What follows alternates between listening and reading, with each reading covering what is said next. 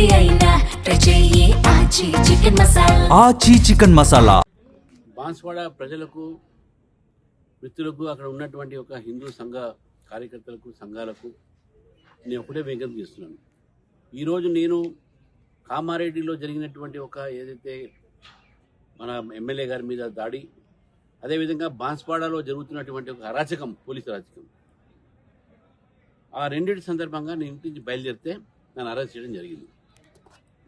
నేను పోలీసులకు చెప్తా ఉన్నాను, ఈ ప్రభుత్వాన్ని చెప్తా ఉన్నాను, ఎవరైనా సరే మా కార్యకర్తల మీద కేసులు పెట్టే ప్రయత్నం చేసినా, తప్పుడు కేసులు పెట్టినా, అరెస్ట్ చేసినా ఊరుకునేది లేదు.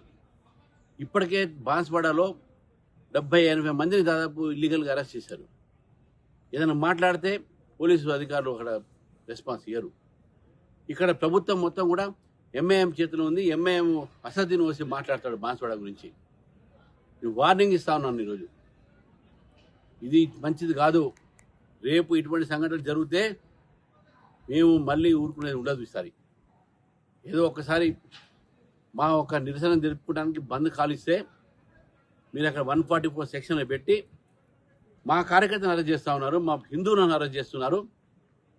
ఒక్కడైనా మీరు ఎంఐఎం వ్యక్తిని అరెస్ట్ చేశారా? ముస్లిం అరెస్ట్ చేశారా? చేయలే. కాబట్టి నేను ప్రజలు కూడా అని చెప్తా ఉన్నాను, నేనున్నాను మీతోని, పార్టీ మొత్తం మీతో ఉంది, కేంద్రంలో మన ప్రభుత్వం కూడా మనతో ఉంటుంది. భయపడాల్సిన అవసరం లేదు. వీళ్ళ అరాచకాలుగా ఎక్కువ సాగవు.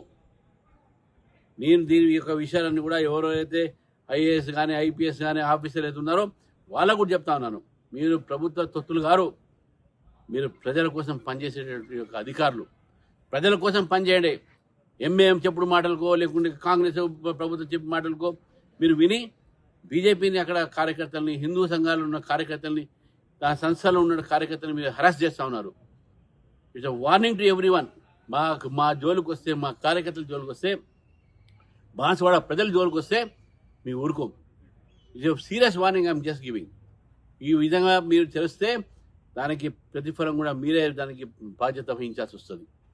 కాబట్టి బాన్స్వాడ ప్రజలకు, కార్యకర్తలు అందరూ కూడా మరొకసారి చెప్తాను, నేను ఉన్నాను మీతోని, పార్టీ మొత్తం మీతో ఉంది, మన కేంద్ర మంత్రులు ఉన్నారు, మన ఎంపీలు, ఎమ్మెల్యేలు అందరూ కూడా మీతో ఉన్నారు. భయపడాల్సిన అవసరం లేదు. ఈ ఎంఐఎం చేసేటటువంటి కాంగ్రెస్ పార్టీతో కలిసి దీనికి భయపడేది లేదు. మనం అందరం కలిసి ఉందాము, ఐక్యంగా ఉందాము. మీ మాట నేను ఉంటాను. మరి కొన్ని రోజులు అక్కడ వస్తాను. నేను ఇవాళ రావడానికి బయలుదేరితే నన్ను ఆపేశారు.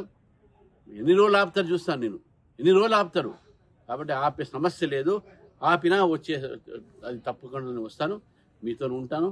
మిమ్మల్ని మేము కాపాడుకుంటాం, మనం అందరం కాపాడుకుంటాం అని చెప్పేసి కూడా మీ అందరూ తెలియజేస్తాను. నమస్తే. భారత్ మాతాకి జై.